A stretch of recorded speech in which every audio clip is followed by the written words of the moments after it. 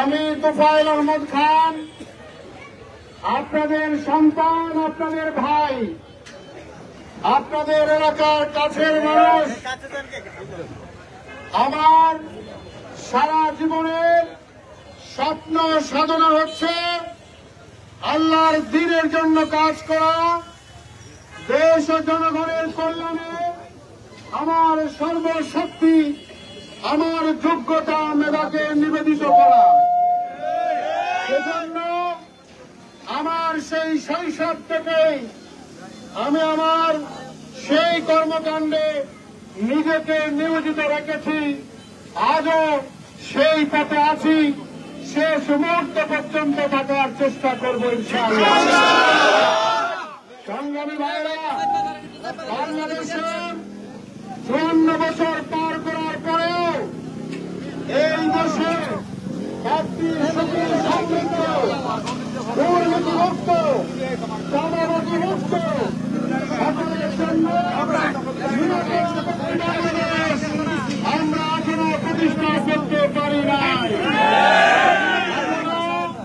এই দেশের সুদ, ঘুষ, মদ, জুয়া, জেনা, ব্যভিচার, হত্যা, রাজধানী, লুণ্ঠন, চাঁদাবাজি, ডাকাতি, হাইজ্যাক, নানা রকমের অপকর্মের মাধ্যমে পুরো বাংলাদেশের এই পরিবেশকে বসবাসযোগ্য করে আমরা তুলতে পারি না। এই সমস্ত কারণে আজকে আমরা দৃপ্ত শপথ ঘোষণা করছি, আগামীতে আমরা যদি আল্লাহ পাকের রহমতে, জনগণের ভালোবাসায় এই দেশের সেবক হিসাবে, খাদেম হিসাবে আমরা যদি দায়িত্ব পাই, ইনশাআল্লাহ ইনশাআল্লাহ ইনশাআল্লাহ এই দেশের বিরুদ্ধে, মানবতার বিরুদ্ধে, আদর্শের বিরুদ্ধে যত ধরনের অপতৎপরতা আছে, যত ধরনের অপতৎপরতা আছে, সবকিছু আমরা ইনশাআল্লাহ নিঃশেষ করার চেষ্টা করব। আমার প্রিয় ভাইরা, আমার লক্ষ্য উদ্দেশ্য হচ্ছে আল্লাহ তাআলার সন্তুষ্টি, আল্লাহর দ্বীন প্রতিষ্ঠার আন্দোলন, দেশ মানবতার সেবার কাজে নিজেকে নিয়োজিত করার মাধ্যমে আল্লাহর সন্তুষ্টি অর্জন আমার জীবনের লক্ষ্য। অন্য কোন লক্ষ্য উদ্দেশ্য আমার নেই।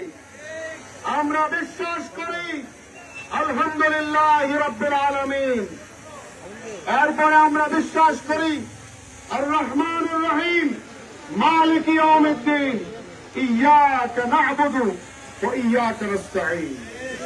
আবারও বলছি, ইয়্যাকা না'বুদু ওয়া ইয়্যাকা নাস্তাঈন। কেবলমাত্র আমরা আল্লাহর গোলামি করি, কেবলমাত্র আল্লাহর সাহায্যের উপরে নির্ভর করি। বাংলাদেশ জামাত ইসলামী আল্লাহর সাহায্যের উপরে ইখলাসের সাথে যদি নির্ভর না করতে পারত, এত জুলুমের পরে, এত হত্যার পরে আজকে বাজার বাজারে এই জনতার ভালোবাসা আমরা পেতাম না, ইস্তেকামত দেখাতে না পারতাম। আমরা খবরের উপর ইস্তেকামত করেছি, আমরা কোন অন্যায় সুবিধা নেওয়ার চেষ্টা করি নাই। আমরা খবর দাঁড়াবো, আমরা কোন অন্যায় পথে, কোন নেগেটিভ কর্মকাণ্ডে, কোন অপশক্তির সাথে হাত মেলানোর চেষ্টা করি নাই। আমরা খবর ধারণ করেছি। আমার প্রিয় ভাইরা, আগামীতে আল্লাহ পাক রব্বুল আলামিন যদি কবুল করেন, এই তাহিরপুরের একমাত্র বাণিজ্যিক রাজধানী বলা যায় এই বাদাঘাট বাজার।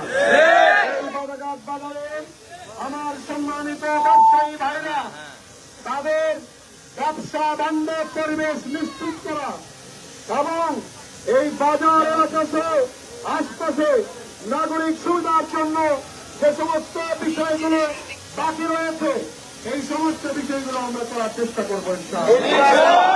আমার প্রিয় ভাইরা, আমার মাতার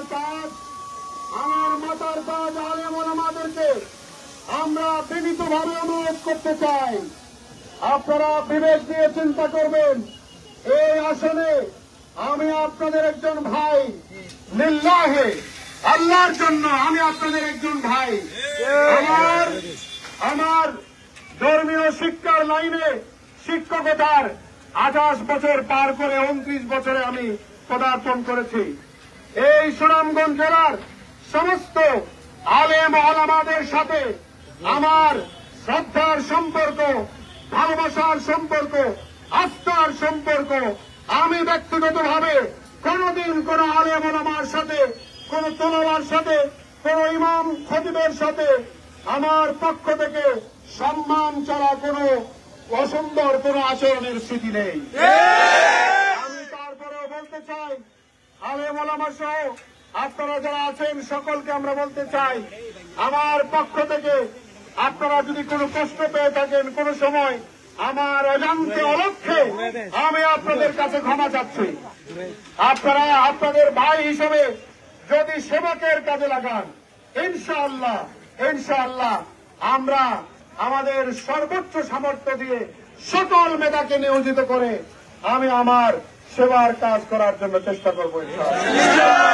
আপনারা জানেন, বিগত 5 আগস্টের পর থেকেই এই আসনকে সুন্দরভাবে গড়ে তোলার জন্য আমি ঘরে ঘরে যাচ্ছি, জনে জনে যাচ্ছি, রাস্তায় ঘাটে বাজারে বন্দরে বিভিন্ন মার্কাজে প্রতিষ্ঠানে বিভিন্ন মসজিদে আমার ভাইদের, সংখ্যালঘু ভাইদের বিভিন্ন ধর্মীয় প্রতিষ্ঠানে সকল জায়গায় ব্যক্তির কাছে প্রতিষ্ঠানের কাছে আমি যাচ্ছি।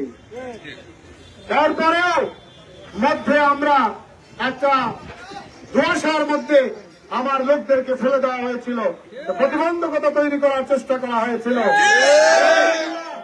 আলহামদুলিল্লাহ সমস্ত ধোঁয়াশা আল্লাহ পাক রব্বুল আলামিন ইনশাআল্লাহ সমাধান করেছেন, বাকিটাও করে দিবেন ইনশাআল্লাহ।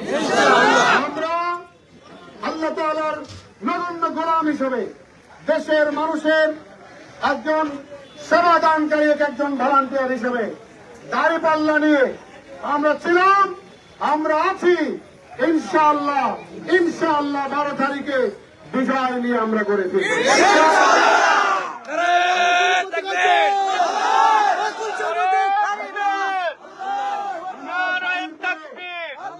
আমার পায়ের পরে আমার মাওলা আল্লাহ পাক রব্বুল আলামিন অফুরন্ত প্রাকৃতিক রিসোর্স দান করেছেন।